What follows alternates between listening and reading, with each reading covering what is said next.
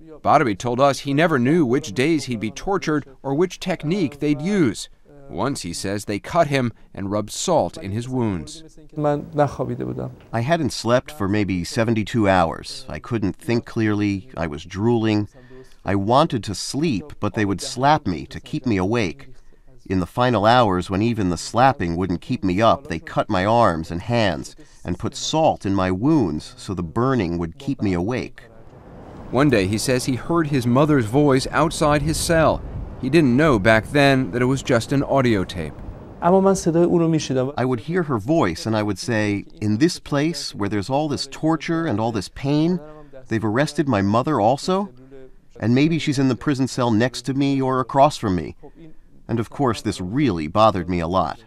Human rights groups don't know how much torture takes place in Iran's prisons. But 3 years ago, Iran's judiciary did publicly admit that torture was used to extract confessions. Ahmad Batebi told us that several times during his torture, he wished he would die, and a few times he thought he was going to. You thought they were going to hang you? They told me to stand on a stool. 2 other people were on stools, one to my left, one to my right, and they put a rope around our necks, and they said, "You have a death sentence, and you will be executed." And then they kicked away the other 2 stools. The other 2 people were hanging, and their feet turned blue, and they died. I was still on my stool. I was shaking all over. Why would they take you to a place and make you think that they were going to hang you and hang people on either side of you?